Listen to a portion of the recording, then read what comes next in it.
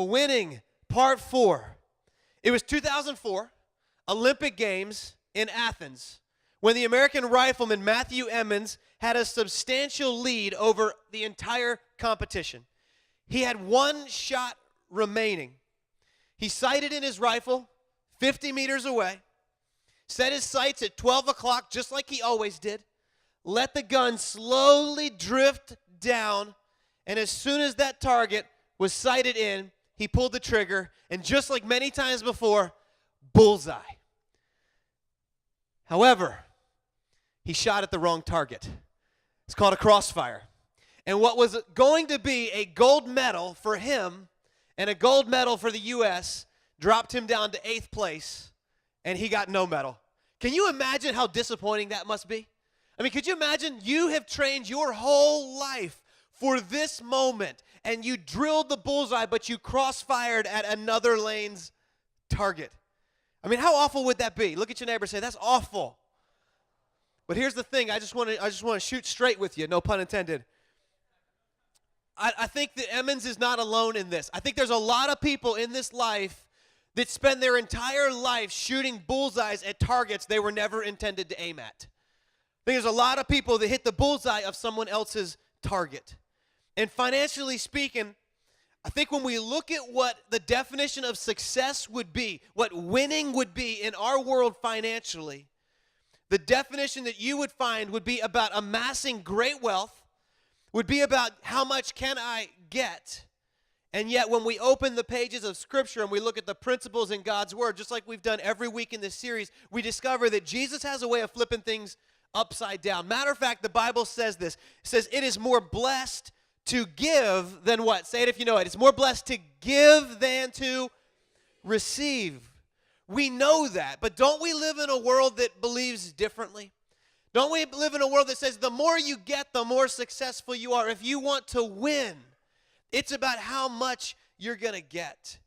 I mean, I don't know how many of you guys stayed up late last night watching the fight. $83,000 per second. I'm like, I'll go. I got a couple rounds in me. I'm in, right? That's what the Mayweather was making, and that's incredible, right? By the world's definition, that is winning. Yet we serve a God that says, my definition of success looks a little bit different. I want to take you to a passage in Luke chapter 12. I want you to get your white note sheet out. It looks like this. If you didn't get one, just raise your hand and our ushers be glad to bring you one. But take this out, or if you got a Bible, you can open up to Luke chapter 12, or simply use your mobile device or follow along on the screens. But check this out with me. Luke chapter 12, Jesus tells a story about a man who, by the world's standards, was winning and winning big. Check this out. Verse 13, Luke 12, verse 13 says, someone in the crowd said to him, came to Jesus and said, teacher, tell my brother to divide the inheritance with me. A little bit of cultural context. When a father would pass away, his inheritance would be left to his kids. But if you were the oldest kid, like for instance, any oldest kids here? Raise your hand, you're the oldest. If you were the oldest, you would receive a double portion of the inheritance. So let's say there's 2 brothers. If there were 2 brothers, dad's inheritance would be divided into thirds. The oldest brother would get 2/3, and the youngest would get 1/3. So if you're the older brother, you're like, winning, right? This is great. If you're the younger brother, you're like, that ain't fair. He always gets the best stuff. He always gets more.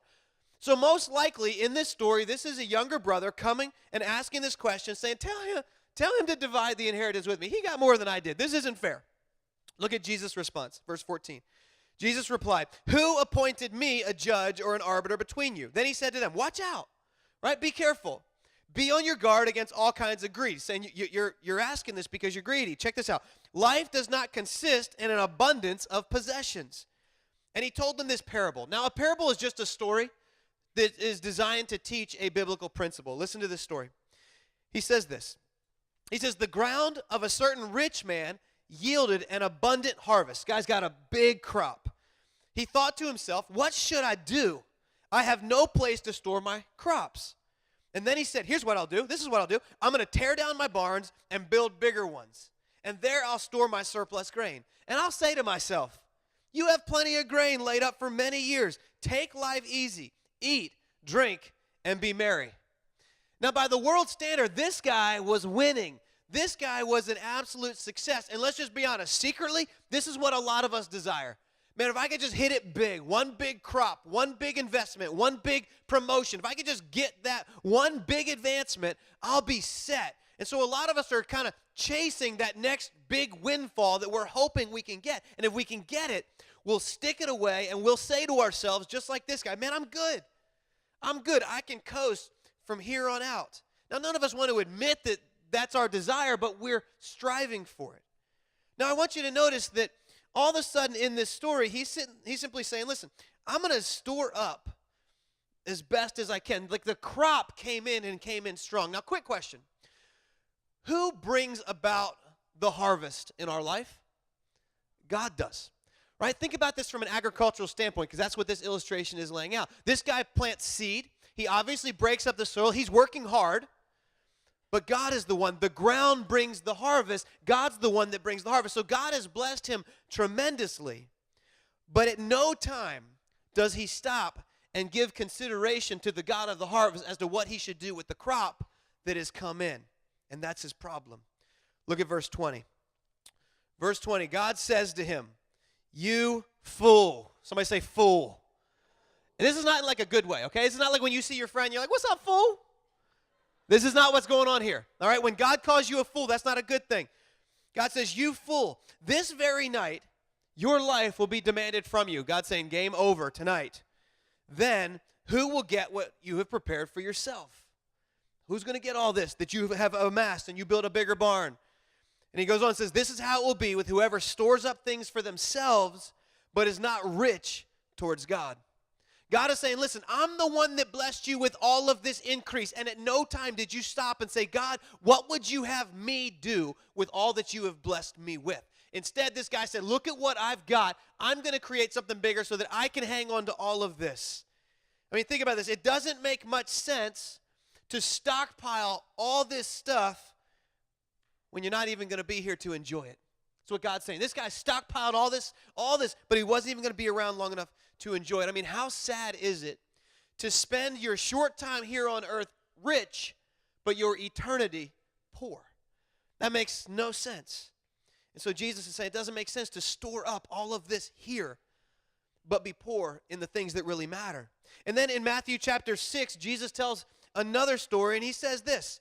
He says in Matthew chapter 6, verse 19, he says, "Do not store up for yourselves treasures on earth, where moths and vermin destroy, where thieves break in and steal. But store up for yourselves treasures in heaven, where moths and vermin do not destroy, and where thieves do not break in and steal." And watch this. Don't miss verse 21. He says, "For where your treasure is," say it with me, "there your heart will be also." If you want to know where your heart is, you just have to follow your treasure. You just have to see where your investments are going. Now, I want you to know, he says, don't store up treasures on earth. He's not saying don't save, okay? I want to make this clear. He's not saying that it's wrong to have a savings. The Bible teaches that it's wise, that a wise man leaves an inheritance to his children's children. So saving is a good thing, but here's the deal. Saving becomes a bad thing when the savings replaces your Savior. Some of us, we look to our savings instead of looking to our Savior. That's what this guy was doing. He looked at his barn and was like, man, look at that. I got a big barn. I like big barns is what he's saying. And it's full. I mean, this guy, he liked big barns and he cannot lie, right? Some of you know what I'm talking about. His Savior had become his savings. And that's where the problem began to set in. It's okay to have a savings, but don't let your savings become your Savior. Don't let it have you. I mean, there's probably a lot of us in here, we collect different things, right? Some of you probably collect stuff. Anybody collect stuff? Raise your hand. You collect, I mean, anything. You collect cards, you collect stamps, you collect precious moments. Remember those little chubby little angel kids? Remember those? So I don't collect a lot of things, but I am a bit of a pack rat. And Christmas 1996, my brother gave me probably one of the neatest gifts, all right? My brother worked for the Washington Bullets, all right? And so he gave me a gift, and I have it right here. Check it out. This is a ball signed by the entire 96-97 Bullets team. And so, now some of you were like, I thought you said Bulls. That would be cool. You said Bullets, not so much. There was some good players on that team, all right? On this ball, I mean, you got Calbert Chaney, Juwan Howard, Chris Webber? Anybody remember George Murasan? Huh? 7'7"? That was a goofy joker. You guys remember him? So here's the deal. My brother gives me this ball signed by the entire team. And so it came in this case, and literally for probably 16 years, never came out of this case. First couple years I had it, it was like in my office. But then, just shooting straight with you, when I moved, it just got packed away in storage, and it went up in the attic. It's been in the attic of my current house for 9 years. This week, I was like, hey, I ought to get that down. I ought to check that out. And so I took it down, and I was amazed at the condition of the ball when I took it out of the attic. So I took it down, and the first thing I noticed was like the leather is all cracking. I mean, it's literally cracking. Pieces are chipping off, and then I don't even know if this is like mold or what. I mean, I'm like, wait, what happened? Like any sports people here? You like sports people? Sports? Okay, I saw a little. I'm going to toss it to you. Just check it out. Pieces of it will probably fall off in your hands. I'm sorry. You can keep it if it comes off, but you can't keep that. Just look at it. Just pass. I mean, it's nasty, isn't it? Can you feel it? It's kind of like, it's like scabby, like. It's like chafing. And you can pass it around. You guys can look. I need it back, though, all right? Just by the end of the service. And so, yeah, pass it around. Check it out. You guys see if you can find the signatures. But pay attention while you're doing that. So here's the deal. So I've stored this thing up, and it began to deteriorate. And that's exactly what this passage is talking about. Is don't take what I've given you and just stick it away where it's going to begin to deteriorate, and moths and rust and mold and vermin, and suddenly it begins to lose value. There's investments you can make here today that's going to impact eternity. He's like, don't store it up there. He also says don't store up where thieves can break in and steal. You ever had somebody break in and steal something from you? Man, that's awful, isn't it? It's about 2 years ago that I was preaching on a Sunday morning to come home and discover that someone had broken into the window in my daughter's room, busted the glass, went in, stole a bunch of things. But the thing they took that bugged me the most was in the top drawer of my dresser was a cigar box that had baseball cards in it. And so in there was like Roberto Clemente cards, Willie Mays, Cal Ripken Jr. autograph cards, gone. Now, there's nothing wrong with saving those things and storing them. The point is that those things, they go away, and they don't last. And treasures of this earth are temporary. They come and they go. Here's what he's saying. He's saying all of us have the choice where to invest. We can make short-term investments, or we can make long-term investments in eternity. And where you invest your resources will change your life and ultimately change your legacy. I want you to write this on your note card. Would you write this down? Here's what Jesus is saying. He's saying where you invest your money is where you will find your heart. Where you invest your money is where you're going to find your heart. Now, your heart is another way of saying is where you're going to find your passions. Where you invest your money is where you're going to find your passions. If you have ever sensed that you've lost passion for something, it's probably because you stopped investing in it. If in a marriage relationship or a dating relationship, you're like, there's just not the passion there used to be. I would ask, when was the last time you invested in it?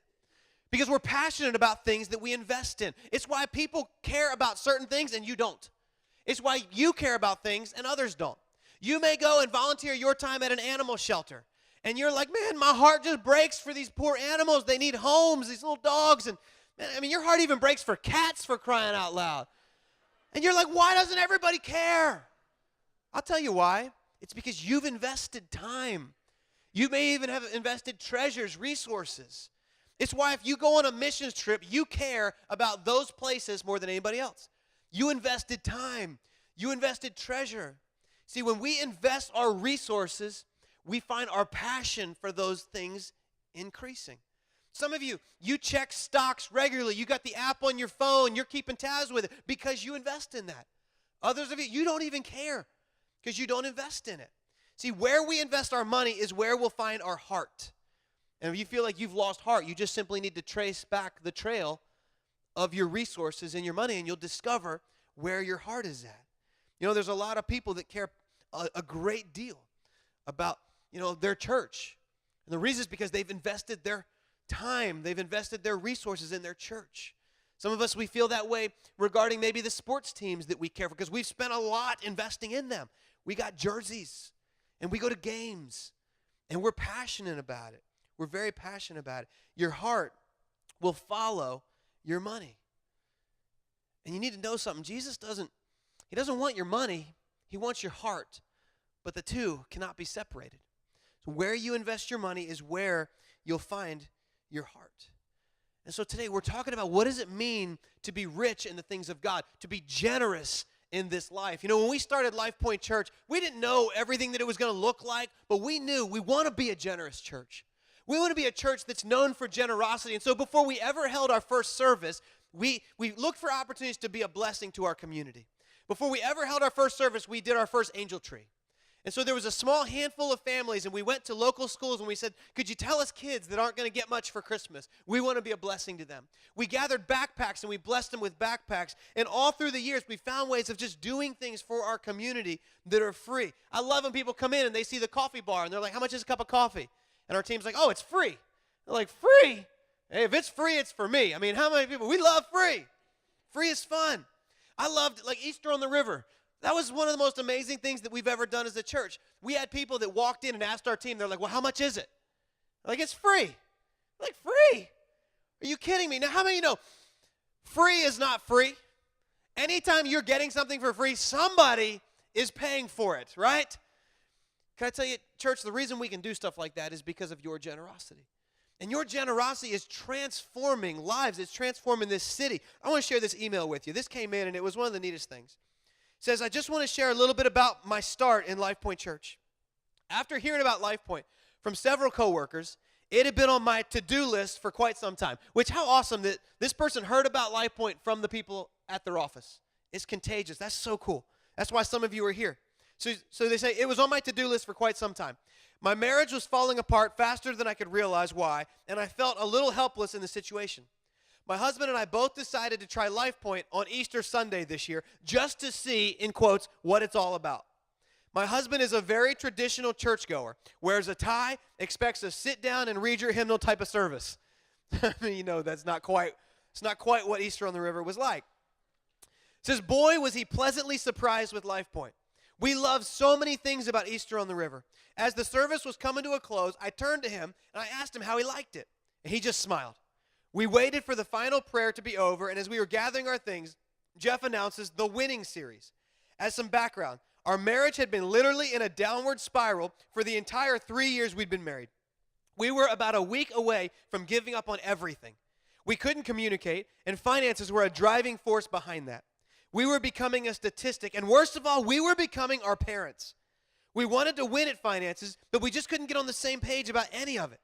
So once Jeff announced the series, we both literally laughed out loud and looked at each other with tears in our eyes. This was our plan. God placed us in that church on that Sunday to hear that message and come together on the one thing that was driving us apart. I said to God, okay, I get it. Let's do this. I made the commitment that day to never give up on my marriage the way I had been doing daily for 3 years. I was determined to not let Satan or money have my attention to him or my communication with him. The money and debt was not going to eat my marriage for lunch. So we made a plan, and we're excited to see what the future holds. I skipped a line. We're so excited to see what the future holds. We're moving back in together and are completely enamored with how much we enjoy each other's company.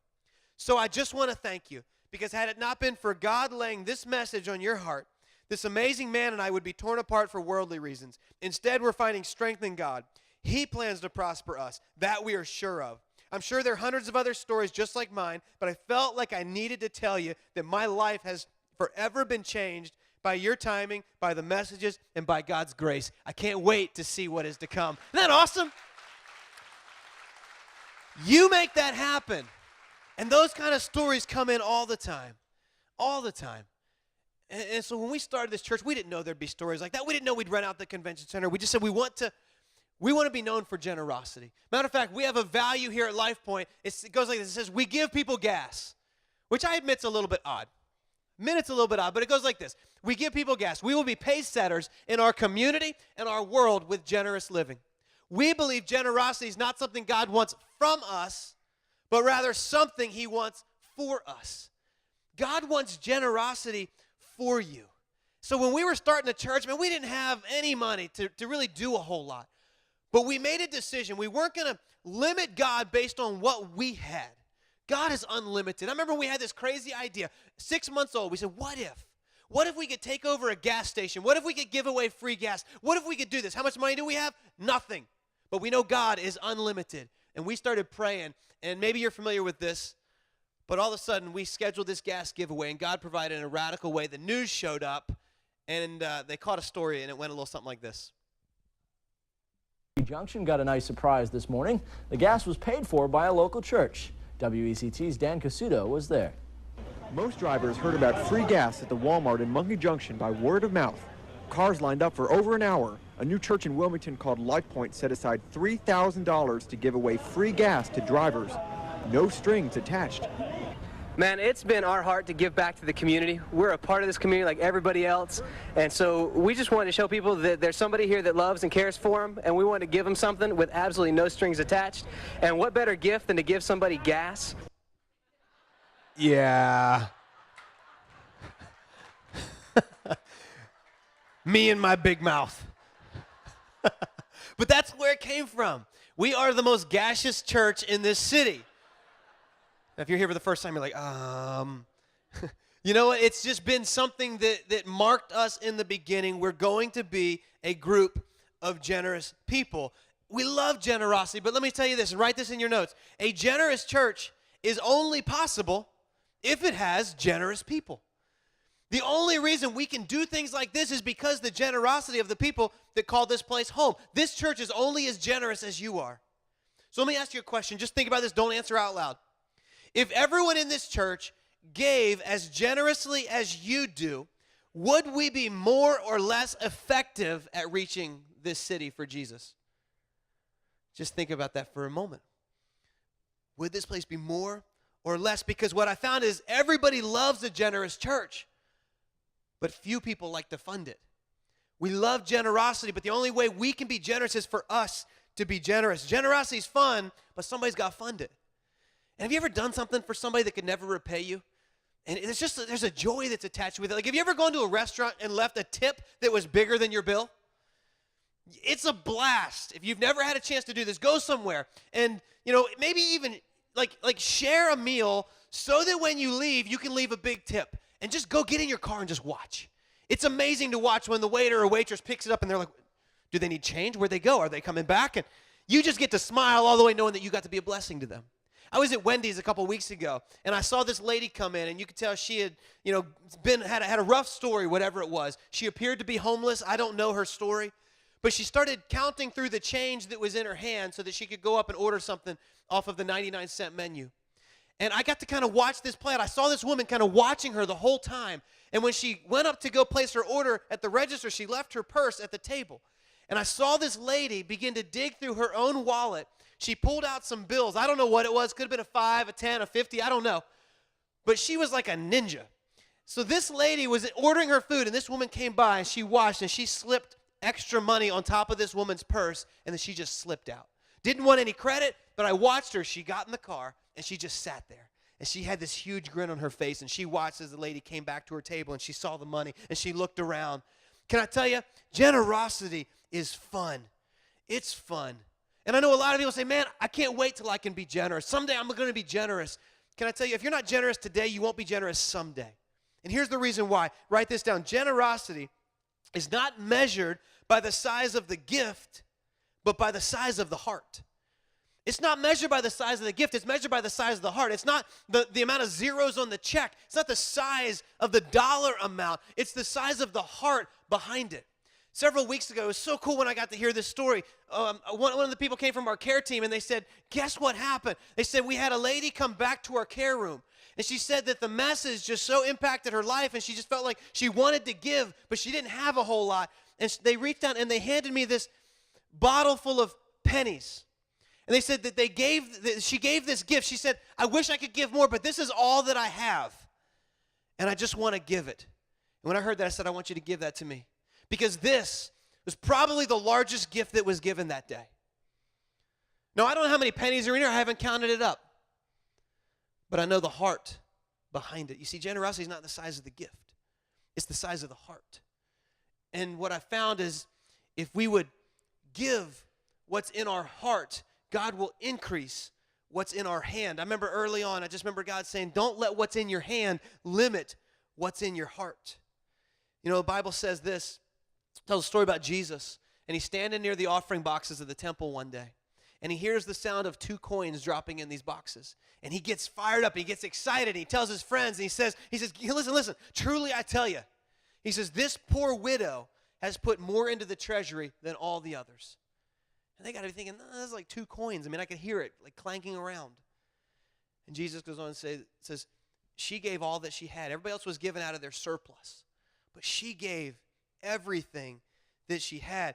Listen, when we give God our heart, he has access to everything. And when we give God our heart, he can increase what is in our hand. But so often we limit by saying, God, you have access to, there's not much in my hand. I don't know that I can trust you with it. God says, if you would just trust me with it, you would see that I could do so much more.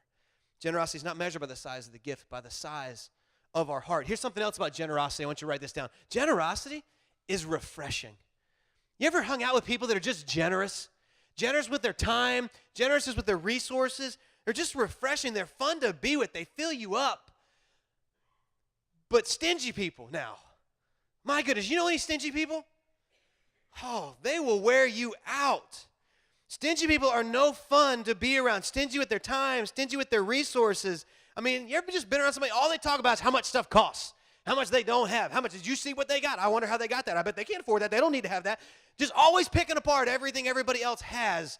Like, I don't know if that's you, but if it is, you need to know that you wear me out. Nobody likes to hang out with you. They're just hoping that someday that there'll be a change in your heart. But generosity now, man, love being around people that celebrate the blessings of others, celebrate the generosity of others, celebrate somebody gets a new house, praise God. Somebody gets new things, praise God. We're just going to celebrate that with you. That's so good. Because generosity, man, it just fills you up. The Bible says it like this in Proverbs 11:25. A generous person, watch this. A generous person will what? Say with me, they will prosper. A generous person will prosper. Whoever refreshes others will be refreshed. When we're generous towards other people, man, we get refreshed in the process. There's something so refreshing about living a generous life. Listen, your life and mine should be a distribution center for the blessings of God. Think about a distribution center for a moment. You are a distribution center. Blessings come in, blessings flow out. Blessings come in, blessings flow out. You're not a storage facility. It's not about getting another storage unit because this one's full and I need to create more space. No, it's about blessings coming in and blessings flowing out. And as long as you continue to ship out the blessings of God, God will continue to ship in more blessings in your life. It's the difference between living life closed-fisted, hanging on to everything I have. See, if you live life like this, guess what? What you have is all you'll have. But when you understand that God is the giver of all good things and he's got the potential to give more, you begin to open up and you open that hand and you say, God, I choose to trust you. You can take things out and you can put things back in. And we'll never know what God is capable of until we learn to trust him, until we open up. Generosity's so refreshing. I'm going to close with this story out of the Old Testament. 1 Kings chapter 18. It's a story that we typically don't associate with generosity. It's a story of a prophet named Elijah. Elijah's an incredible prophet. I can't give you a whole lot of background on him, but does amazing things for God. And this prophet has got this moment where he's facing off against these false prophets at a place called Mount Carmel. Now, he's greatly outnumbered. There's like 450 prophets of Baal, 400 prophets of Asherah, and then there's Elijah and just a handful of followers of God. And so they have this like showdown. I mean, this is the fight of the century. And so they say, all right, we're going to figure out who is the one true God. So prophets of Baal, you guys build an altar to your God.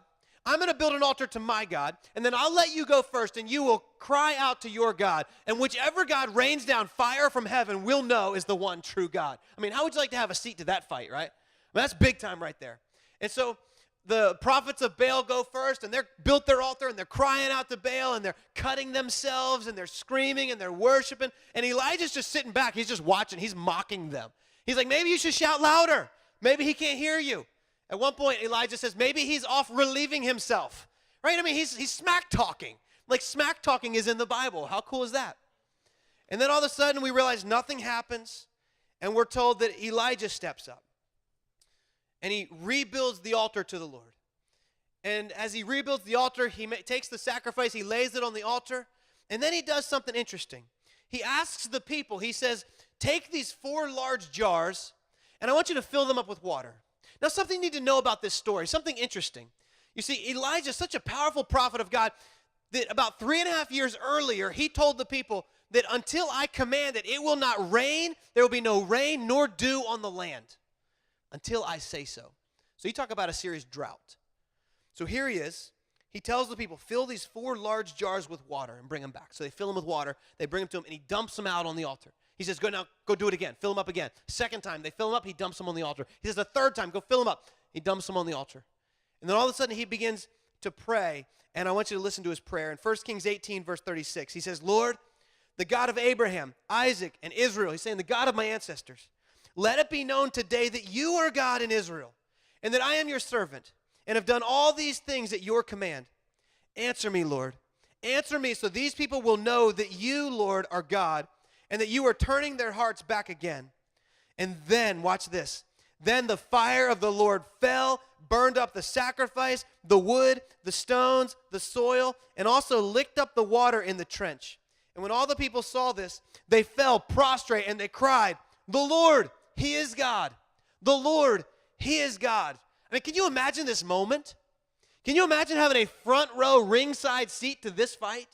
Watching the fire of God fall down. And I remember being in Israel, which, by the way, if you've never been to Israel, you ought to put it in the bucket list, all right? And if it's in the bucket list, you might as well sign up and go with me in February of 2016. There's my plug.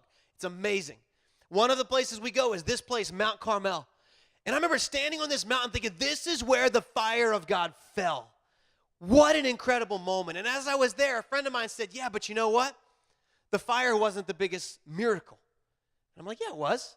I mean, I've read this story my whole life. Like, I've taught this. I've preached on this. Like, fire of God fell. God proved he's the true God. And they said, no, that wasn't like the true miracle. The biggest miracle happens a few verses later. Guess what happens a few verses later? God releases the rain. So 3.5 years, no rain. God releases the rain. I'm like, that's interesting. I never really thought about that. But then my friend asked me this question. He said, let me just think about this. Those 4 jars of water that were large jars filled up 3 times, so 12 total jars of water. Where did Elijah get that water from to dump on the altar? And I just stopped. I was like, well, I don't know. He said, well, it hadn't rained in 3.5 years. There was no dew, no rain, so where'd they get that water? And I began thinking about it. I was like, well, it's the people gave it. The people gave it. The people gave. Now think about this. If you were a farming people, meaning you grow crops, you raise livestock, how important is water to your livelihood? It's a big deal, right? I mean, with no water, your crops are dwindling, if not dead. Your livestock is emaciated. Your family is probably just suffering. And so 3.5 years with no water is a big deal. So water has just become the most valuable commodity that anybody could possess. And in this moment, Elijah says, fill these jars up, and the people do it. And he says, do it again. They do it again. Do it a third time. They do it a third time, and they dump it out. And they pour it on the altar, on the sacrifice of God. And then all of a sudden, and in this moment, you start realizing, wait a second. These people had a moment where a decision had to be made. You want me to take my most valuable possession, my most valuable commodity, and give it. Like, this is a moment where they had to decide, do I keep this for myself, or do I give this? Do I keep it because I need it, or do I give it? Now, let me tell you something about generosity. When we begin to give generously, it begins to break things in our life, things that have a grip on us. I want you to write this down. Generosity breaks the curse of greed in our life. All of us come into this world greedy. That's just how it is. That's why one of our first words is mine, right? I mean, nobody has to teach their kid mine. They just get it. When we begin to give generously, we begin to realize it's not mine. It's not mine, and I can be open-handed. And so they begin to give generously what they need, what belongs to them. But as you begin looking at this story and they give generously, the miracle, yes, the fire is a big deal, but the greater miracle is that God sent the rain. Now, when God sent the rain, you need to realize God gave them back way more than they ever gave to him initially. But think about rain for a moment. The rain doesn't just fall on those that gave. Everyone in that region was refreshed because of the generosity of the people that gave. That's the beauty of it, is this: you can't outgive God. Would you write that in your notes? When you and I give, we can't outgive God. If you've ever tried, you know it's not possible.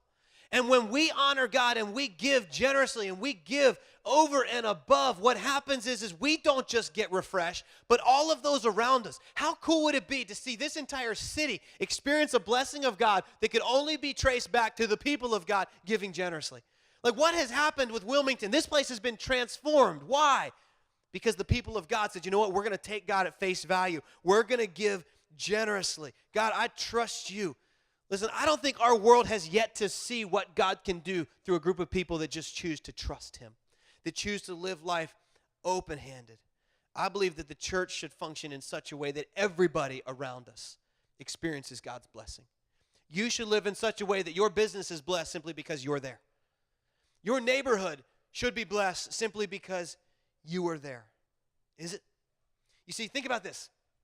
Your generosity, don't miss this, your generosity will make it rain in other people's lives. How cool is that? Somebody say, make it rain. One more time, make it rain.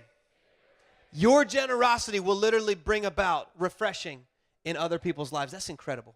And at Lifepoint, we hear stories of people stepping out in faith and trusting God all the time. I want you to hear Will and Christy's story. Check this out. I'm Will Prophet. I'm Christy Thomas. We started coming to Lifepoint 3 years ago. About 3 years ago. God brought us here to save our marriage.